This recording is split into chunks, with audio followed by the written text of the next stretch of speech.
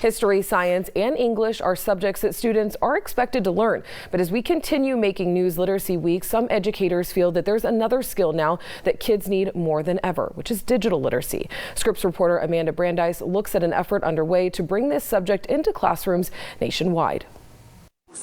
There's a lawsuit in America with someone. For younger generations, navigating the digital world is like riding a bike. Can operate digital devices with fluency, and they can upload an iMovie at the same time that they're texting you. But how well can they vet the information on their screen?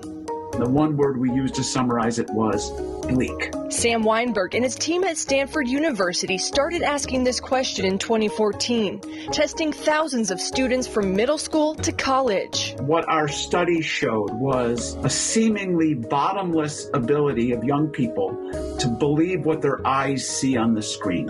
Over 80% of middle school students couldn't tell the difference between an ad or a news story.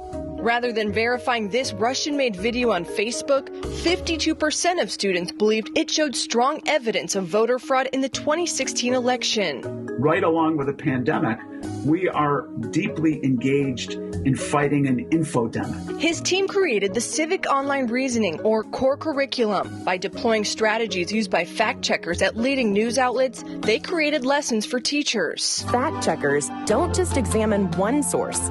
They look at multiple sources. His lessons are open to any educator for free, helping to teach students skills like how to vet social media claims. Fake Facebook pages for made-up grassroots communities that then had real offline rallies. Weinberg says it's helping move the needle. In one study, core curriculum students scored an average 2 points higher on an evaluation of online sources, compared to just over half a point in a control group. I said, we need this in nutrition. There is so much disinformation in nutrition, and it is so attractive. Professor Priscilla Connors embedded the curriculum in her college nutrition class. How do I address the fact that they're defaulting to influencers, they're defaulting to social media sites? Through 1-hour lessons each week, students began to think more critically. Any individual or group can buy a .org domain without passing a character test or proving they're working for social betterment. I think it fits right in there with everybody should learn how to drive a car before they get their driver's license.